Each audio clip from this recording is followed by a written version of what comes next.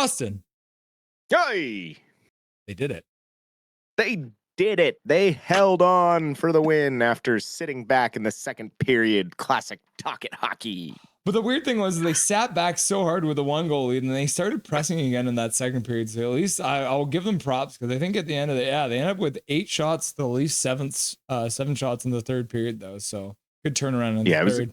It was a good third. It was a good third. Yeah. It was a good game all around. You know, I will say that Toronto did press hard in the second there. So as much as I'm giving them a bit of crap for sitting back, Toronto kind of came out and was like, "Oh, we need to do this differently." And so, you know, tough taking a penalty in the second period there in the offensive zone. Wayward stick by O'Connor there, which leads to the power play goal by Morgan Riley. But really great job by Lankinen to come into this game and take over for Demko and really just steal one for us. Some big saves late there, especially on the 6-on-4. Myers with a really good play with blocking that shot and then trying to kick it over the blue line. Just really good stuff from the team all around. Got dummied in the face-off dot tonight. I think Petey was pretty good in the face-offs. So those numbers are a lot of the other players, I think. But he didn't get his 4 points that I predicted, but he did have quite a good game. A couple of posts and a couple of other assists that led to posts hit as well. So, I mean, the Canucks could have had about 4 or 5 more goals. They hit 4 posts dead solid tonight. Like, if they had lost that game, they would have gone to bed tonight and had nightmares of the post clanging and just waking up and sweat in a cold sweat. Well, it's like even the play with Connor Garland when he was going to the side of the net there too, and the puck just bounced at the last second. He swung and a miss, but still another really good chance that it ended up even amounting to a shot on net. So Pedersen gets the 1 point. Is that going to be enough to make people stop talking about it, or are they still going to talk about the fact that he only got 1 point tonight?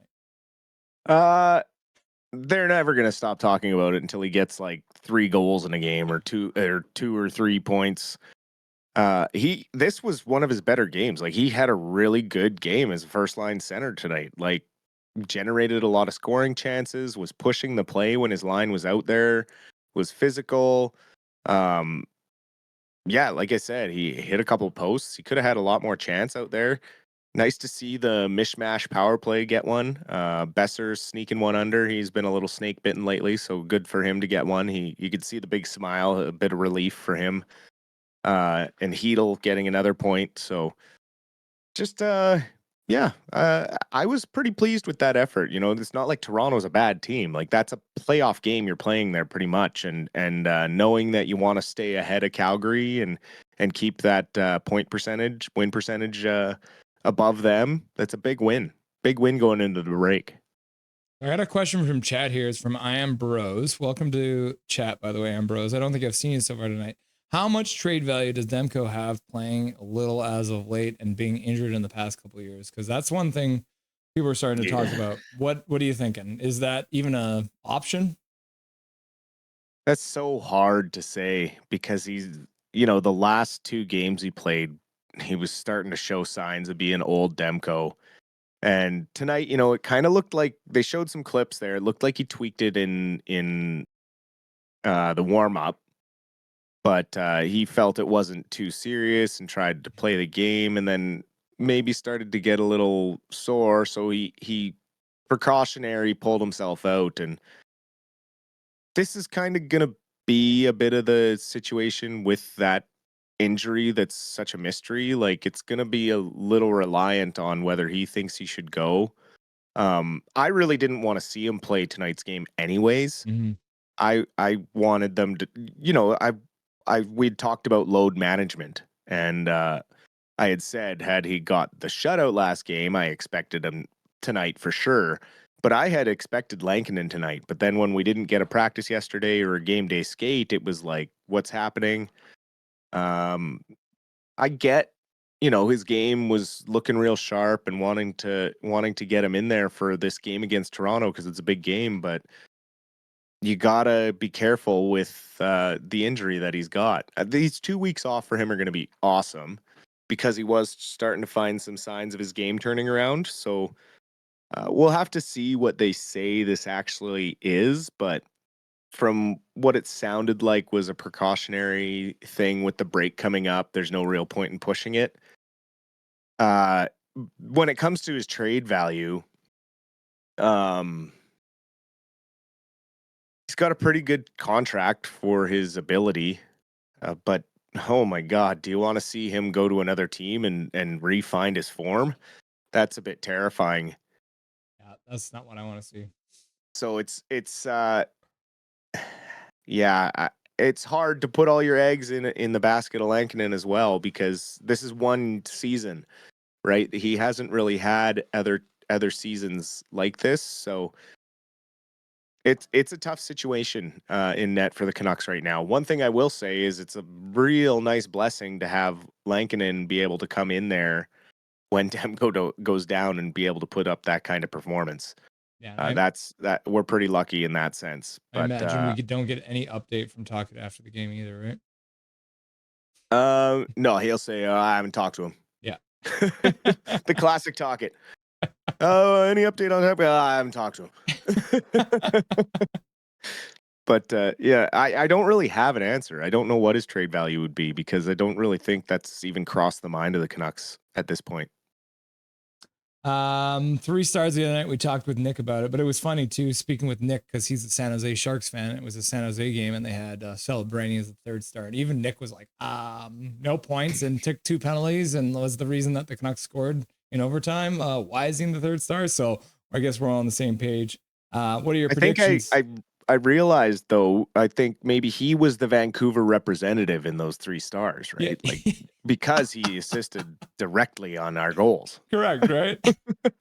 Give him the 2 apples. So he's in there with 2 apples. 3 stars for the night. Who you thinking made the top 3 players of the game? Let's see here. Toronto media probably did this one. The 3rd star is a tough one. But 1st star, just because he got the opening goal and assisted on the 2nd goal, I guess Hronek probably, just based off points.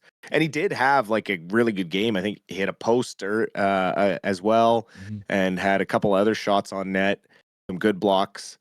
So Hronek, I would have as my 1st star. 2nd star, I'd probably give to Lankinen for coming in and taking over for Demko and making however many saves he made after Demko had to leave the game, coming in cold.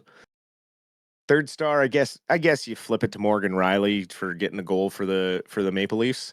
And he also, not just because he scored, had overall a very good game, a strong game, going head to head with our top line and shutting them down. So not just offensively, he defensively had a very strong game tonight as well. So I would go Hronek and Besser and Rielly. You got 1st star, right? Philip Hronek. You got 2 points tonight, 1 goal and an assist. Your 3rd star is correct as well. Morgan Rielly, the Vancouver native, getting a goal, the only goal for the Maple Leafs. The 2nd star, however, went to EP40.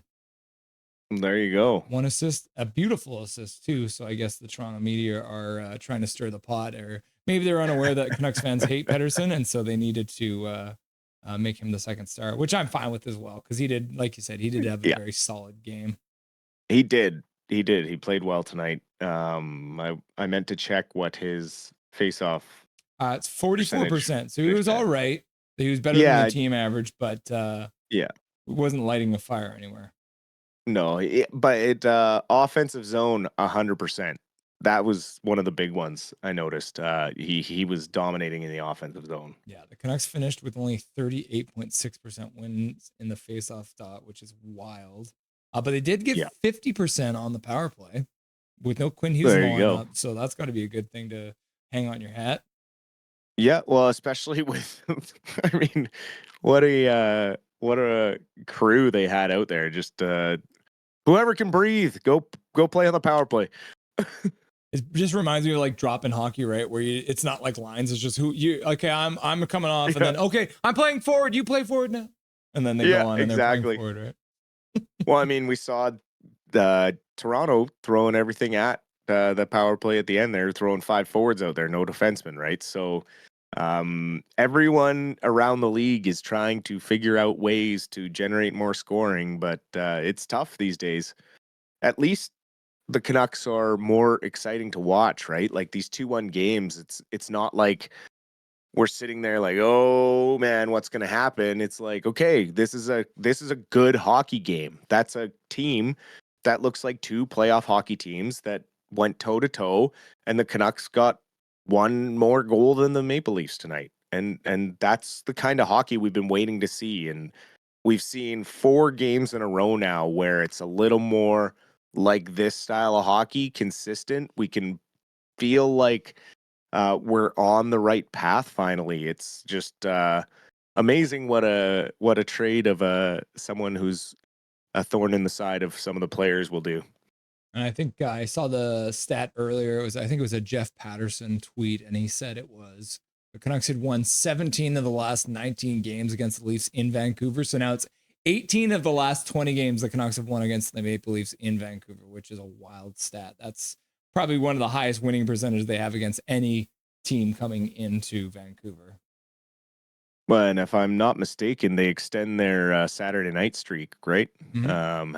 Have they still have not lost on Saturday night this year, or did they lose one a couple weeks ago? I think they were 8-2. So I think they've lost twice on Saturday night.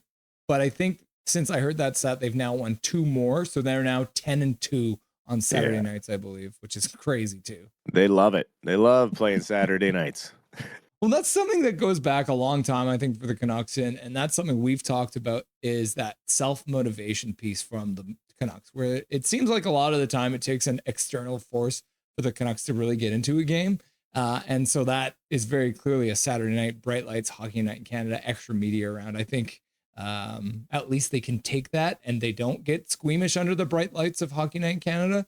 But also still, you'd like to see them get up for games even without it being on a Saturday night. Yeah, exactly.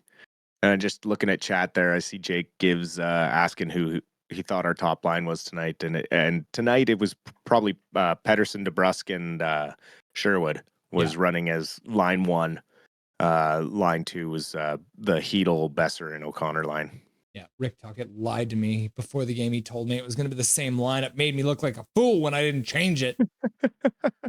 Probably a last minute change, putting Sherwood on that line instead. Yeah, he probably just felt Sherwood had the juice, as he says, right? Yeah. Well, that's the thing is that we did see Sherwood playing with Pedersen earlier in the year, and it did seem to work. And when they removed Pedersen from a line with Hoglander and Carlson, I was a little annoyed because that was a 2-game period where Pedersen actually looked really good. I think he had like 3 points in those 2 games or something like that. So it was weird that they took him off that. So I guess they've gone back to a different version of the Pedersen line that worked. So nice to see. I mean, and Sherwood, that work to get that puck was absolutely insane, right? Battling OEL and then getting high sticked, drew that penalty for them to get that goal. So hard work from Sherwood. He definitely deserved to be on that line, eh? Yep. Oh, for sure. And that's the thing he does is he frees Petey up to have more space. He does that. Pedersen doesn't have to go into the corner and dig the puck out now. Yeah. He can play the softer play, get the puck once it squeaks out after Sherwood throws a big hit or frees it up, and then he's free to use his feet and get to the front of the net or find a quick pass across to Hronik or cycle it with the D-man like he did tonight. So that's one thing that is great about Sherwood being on that line. So we'll see what happens now. It's a nice little break here for the guys to reset. They can refresh. I really think Pedersen going to this Four Nations is going to be good for him. Getting maybe to play with guys like Nylander, Philip Forsberg, guys that he kind of grew up with in Sweden when he was younger, and just having fun and remembering that he's really good at hockey offensively as well. So this could be maybe the reset, as kind of last year the All-Star game kind of felt like the downfall. Maybe this year's the reset, and he comes back kind of like the PD of old. Yeah, would love to see him score some big goals for Team Sweden, even though we'll be cheering for Team Canada at that point. We don't have a single Canuck playing for Canada, but because we are Canadian, we will be watching the Canada games. And I'll be watching the Sweden USA game closely. Yeah, exactly right. See if anyone drops the gloves. You'd love to see that. That would be the most epic moment. Then I wanted to chat with you a little bit about the Four Nations Cup, because obviously we're at the end of we're about to go into the break. And I was watching John Shannon on Donnie and Dolly the other day, and they kind of asked him, like, what's the vibe, right? Like, because a lot of the time, these kinds of things, people are really not into it. It's like, does anyone even really care about this tournament? And I've kind of felt the same way, where I was like, I don't really know if I care about this tournament at all. But one good point that he made, and I completely agreed with it, was, would you rather watch an All-Star game? No, exactly. I mean, that is easy. No, especially with the 3-on-3 4-team tournament crap they got going on. Back in the 90s, the All-Star game was awesome. Mm-hmm. Western versus Eastern Conference, and it was like they had fun. They just even, threw a hit here or there because they were tough. They could take it. But yeah, no, I don't know how invested I am in the Four Nations. I feel like there's so many players they excluded by only having 4 countries compete. The NHL is so diverse now. It's just a weird thing to do, in my opinion.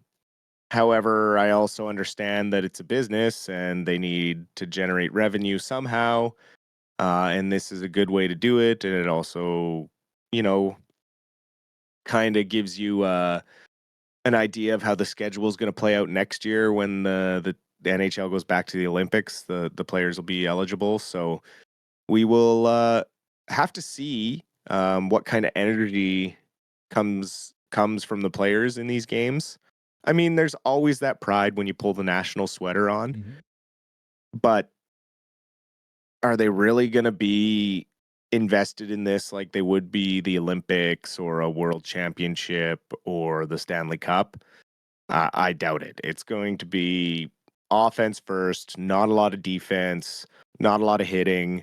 We're all going to probably feel bad for the goalies because this could be one of those tournaments that just shatters their confidence because it's just going to be a shooting gallery out there from what I predict.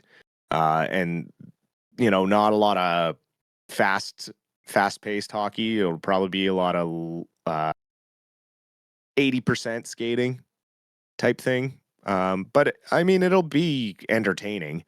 At least it'll be 5-on-5 hockey, actual games, and we'll see. We'll see what storylines play out. They've never really done anything like this, so it's something different. And I can't say that I'm complaining as a hockey fan. I couldn't imagine having 2 weeks off with no hockey to watch, so I'll take it. Yeah. I feel like the moment the puck drops, fans are going to be invested. I don't know, something tells me that as soon as we actually get to see it for the first time, best on best international hockey, regardless of, we don't have the Czechia, we don't have Russia for different reasons. We don't have, even Slovakia, right? Like some of these teams that we're used to seeing. But something tells me that the moment the puck gets dropped, everyone's going to get into it and it's going to be a lot of fun. So, but I don't know. That might just be wishful thinking. No, I mean, I think it's sports, right? There's always going to be that investment at some level. And then as soon as you see that maple leaf out there flying around with Connor McDavid and Sidney Crosby, hopefully, if he can play, you start to get those feels of patriotism and, okay, let's do this. But, knowing that it's not going to be the same, you can't get as excited for it. Right. But I'll watch. I guess the other thing I would say about this specific tournament is it's almost like it's a tester tournament, right? Where they're just trying to figure out if it's even something they should be doing. And I mean, like you said, it's a tester for the Olympics next year, where they will be taking a 2-week break as well to go to the Olympics. It might even be a little bit longer because it is in Italy. So who knows how long they might take, maybe 2.5 weeks for that. But then if this tournament can then eventually become an actual World Cup that happens every 4 years in the NHL, then it will be well worth the efforts that they put in on this one, I think.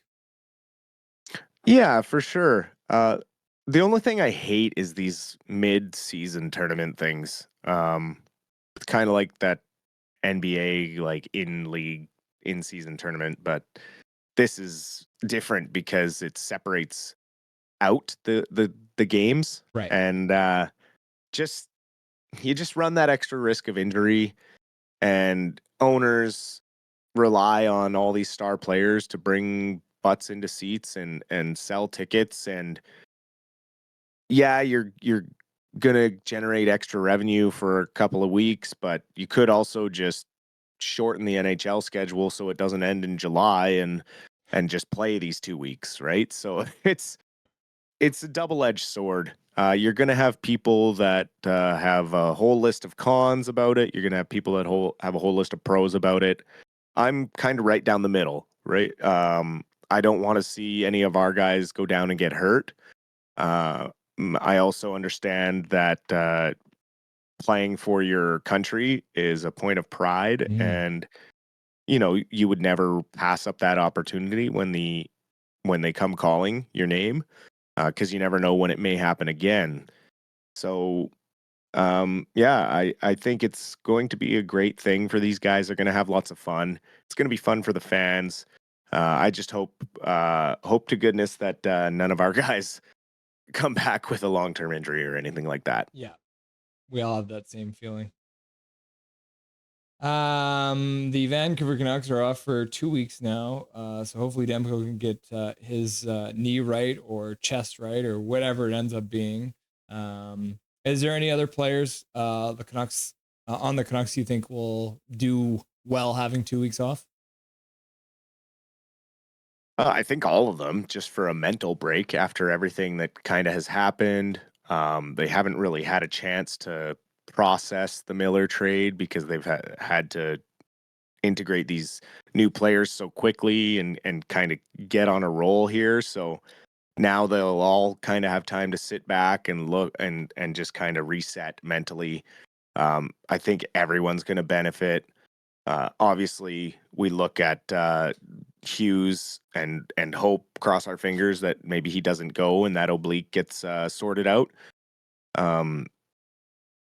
Other than that, yeah, just be a nice relaxing 2 weeks of not having to worry about about win loss or Pedersen's point totals or things like that. We can just talk about other stuff and enjoy hockey for a little bit. Yeah. So the first Canada game, it's going to be on Wednesday, February 12th, 5 p.m. It's Canada versus Sweden. It's a 5 o'clock game. And then Canada plays again on Saturday, February the 15th at 5 o'clock again.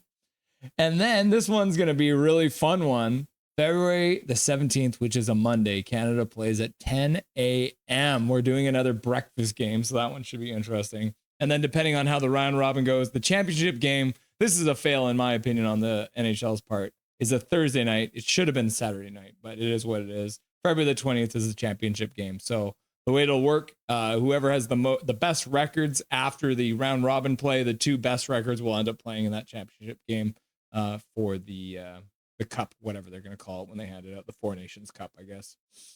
Yes. Cool. Dustin, anything you want to say to chat before I let you go for the rest of the night? Thank you, everyone, as always, for hanging out. Thank you for your questions. I hope everyone enjoyed the game, and we will see you for Canada versus Sweden on Wednesday the 12th. Awesome, buddy. Have a good night. We'll talk to you soon. You too, man. Nothing is perfect.